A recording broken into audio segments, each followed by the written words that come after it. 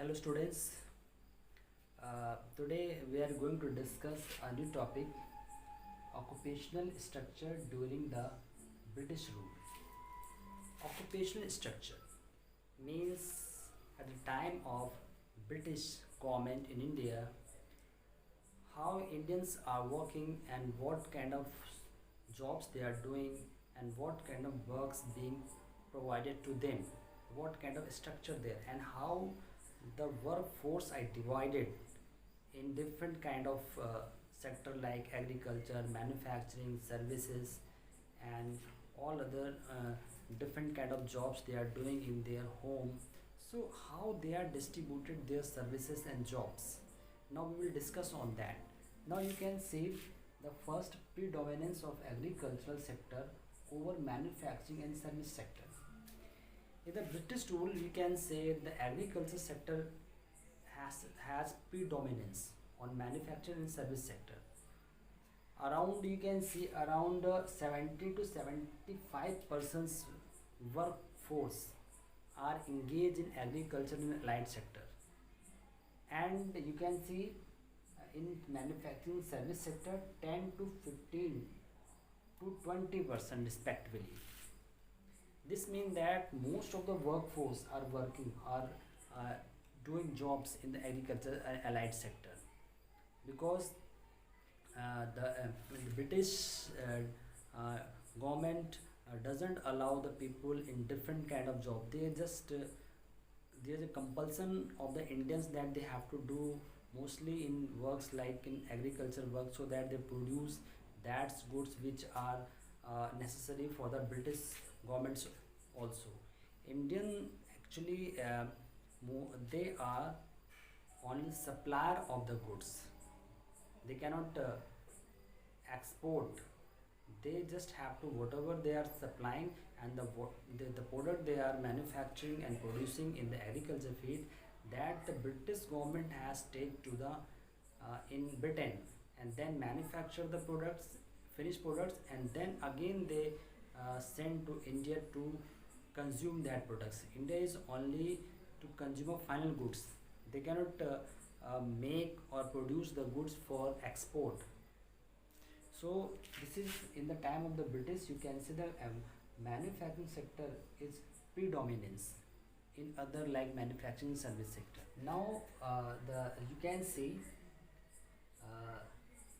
actually we have studied the first point that agriculture, though agriculture is a large sector where more workforce are engaging, about 70 to 75%, despite there is a regional variation. Regional variation means there are some states where agriculture workforce in agriculture is declining and in increasing in manufacture sector, like you can say Madras presidency, जिसमें हम Tamil Nadu, Andhra Pradesh, Kerala, Karnataka, and Bombay and West Bengal, mean these are the states where the workforce in agriculture sector is declining and increasing in manufacturing and service sector. So in this way you can say there is a variation in regional variation. In this mean in the other you can say, however, there had been an increase in the share of workforce in agriculture during the same time in the states such as Odisha, Rajasthan, and Punjab. And other hand you can see there are some state Odisha, Punjab, and Rajasthan, there the workforce are increasing in the agriculture sector and declining in the manufacturing and service sector. This is the you can say regional variation.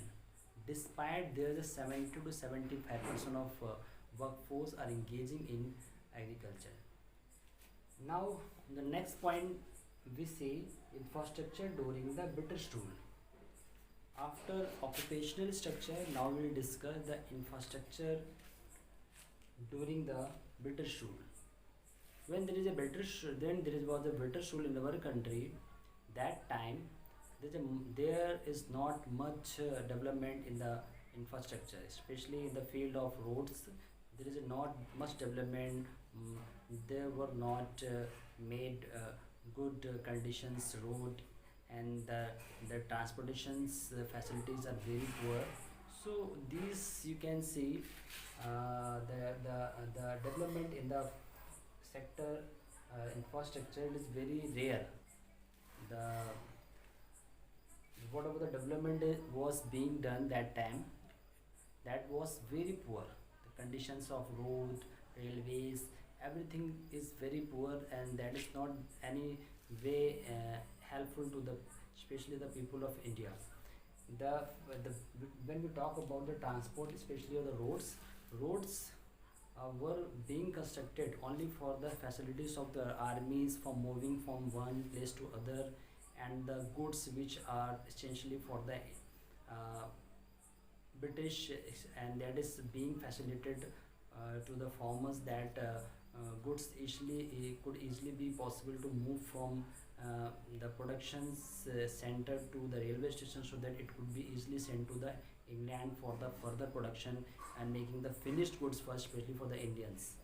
So this is the problem at that time. The Britishers not taking the much interest in uh, taking the development in the field of the infrastructure, especially the roads. Roads were not being uh, the giving the full construct, so that it is not much useful for the people of India.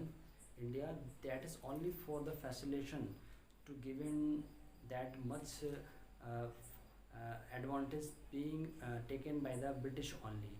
And when there is a need of the army moving from one place to others, that is, they only use that particular roads, and the products which are being supplied from India to other countries. So the roads are being used to uh, for mobilizing their transport from villages to the railway station, so that products can be easily sent to the England.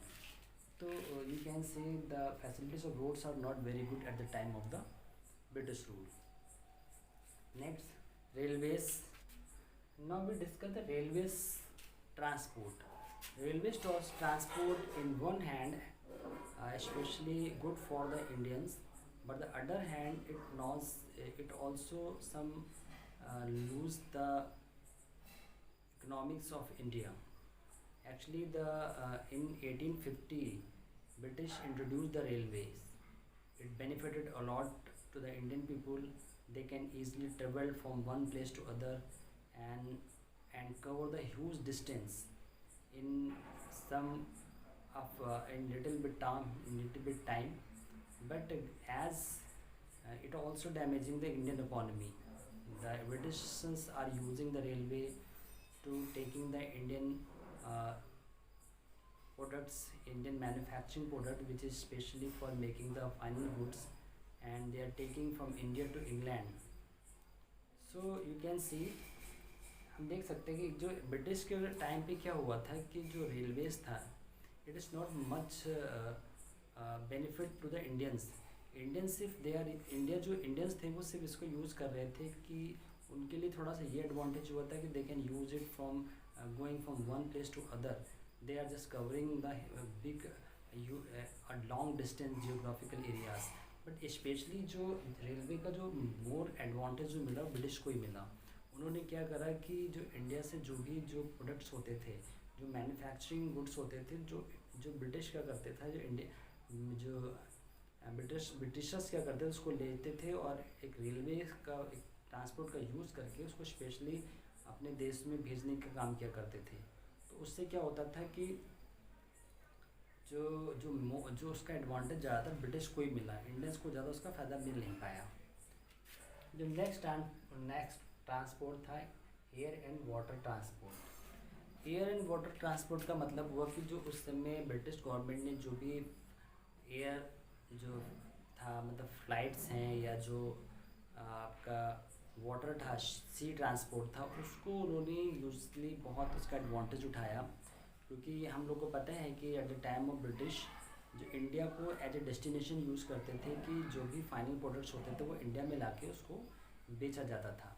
वो India को as a supplier use करते थे कि India से जो भी products वहाँ पे जो भी रॉ मटेरियल इंडिया में होता था, रॉ गुड्स होते थे, वो वहाँ से ले जाना और वहाँ से इंग्लैंड से लाके उसको इंडिया में लोगों को देना, बेचना. कई बहुत कॉस्ट पे उसको देना, कई गुना महंगा करके बेचना।